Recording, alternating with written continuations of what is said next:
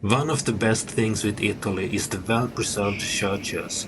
Of course, it is nice to visit the most famous one like St. Peter's Cathedral, but I think it is nice to visit other churches that are not that famous.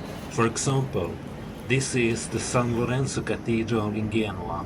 It is free to visit and there were no lines. This Roman Catholic church was founded in 1110 in Gothic style, but has been the subject of renovations. Some part of the church are in Romanesque style, and there is even Byzantine sculptures. Being a medieval church, it has a notable presence of art from many painters of whom I have never heard of before. But they are famous painters, it is just me that don't recognize their names. The church is filled with gold and probably very expensive artwork. For me, that's a sign of how powerful the Catholic Church has been in history, and maybe is now. Yes, I think it is beautiful, but part of me also thinks that all of the money invested in this in history could have been invested on social welfare, healthcare, and so on. But on the other hand, having culture in our lives are extremely important for our well-being. I am therefore thankful for the opportunity to visit this church for free.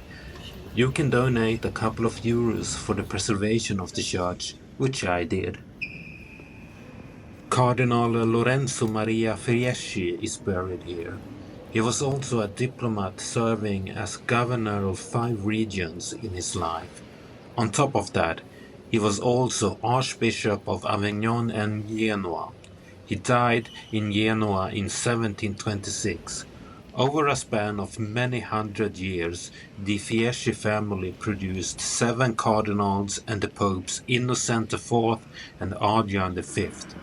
I guess that coming from a good family really meant that it was easier to climb the ladder and become someone. The church and power has always been linked in some way. I am a strong believer that the church should be secular from the state. Back then, in many nations, it was illegal to not belong to the state church or attend mass. Basically, you were forced to a religion, and that's a way of controlling the public that I think is unacceptable. Freedom of religion is very important, but should not be taken for granted.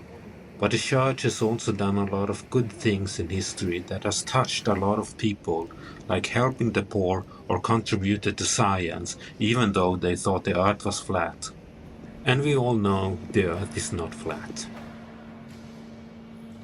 That's why I have a troublesome relationship to the church. They have contributed to medical innovations, but also killed, gave money to the poor, but also stolen, supported science, but also banned scientists that had a different view than them. On the other hand, I am happy that they have preserved so many documents and buildings. We should be thankful for that. And we have much to learn from them. If you want to, you can walk up the 167 steps to the tower. Yes, I counted them and did not Google it. By these stairs you will also reach the 2nd floor of the cathedral. To be honest, the 2nd floor was really disappointing. Although it was pretty cool to see this up close, the detailing is pretty cool. Don't you agree? What do you think it is worth? It's probably worth a lot of money. This is the view from the tower towards the square in front of the San Lorenzo Cathedral. I only stayed here a couple of minutes. I looked over the city and thought about the great history of Genoa and how much it has endured over time. Genoa was destroyed by Hannibal in 205 BC in the Second Punic War, and it was then a really old city. These old buildings are very young in comparison to the total history of Genoa. They were basically built yesterday, so in other words, there is a lot to uncover here if you like history. The 2nd floor could have been used better. I got great views from the top of the tower, but Genoa is pretty much built on mountains and you can get some really great views for free at so many sites in this city. Access to the cathedral was free, but I had to pay €5 for the tower entrance. Not really worth it. It would have been so fun if they would have done a small exhibition with interesting facts about the cathedral and Genoa's history. I would have gladly paid €5 for that. In the Middle Ages, the city of Genoa was known for not having any squares. Therefore, the front of the cathedral, the Parvis, became an important meeting point for locals to discuss matters.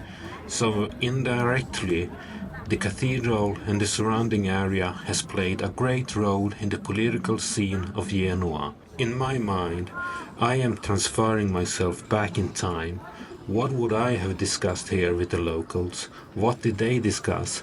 What was important for them? These questions are very interesting, and I really want to know the answers of these questions. The cathedral has been rebuilt and renovated many times all the way to the 18th century, with smaller renovations being done later.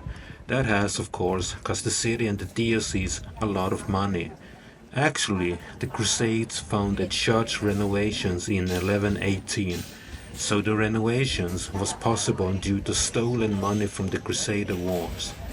The same year, in 1118, it was consecrated by Pope Gelasius II on his very brief reign as ruler of the Papal States before he went in exile and died in 1119 in the Abbey of Cluny in France, which is, by the way, a place I want to visit. You have probably already figured out that this is not a standard tourist video of what to visit. That's not my style. I say whatever I want to say. If you got any suggestion on a place I should make a video about, ask in the comments. I always read the comments and I love all kinds of engagement. Now, the question some of you are probably asking yourself: should I visit this cathedral? If you like history, my answer is yes, but don't pay to visit the second floor or the tower. As you already know, I can't recommend that. I just can't do it.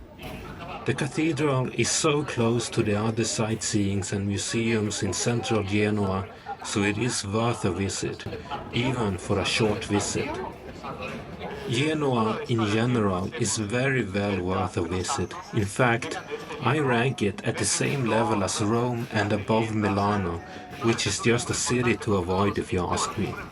The smaller size of the city center is a huge plus, and it was easy to get around with public transportation, which is not free for tourists, but it is for residents.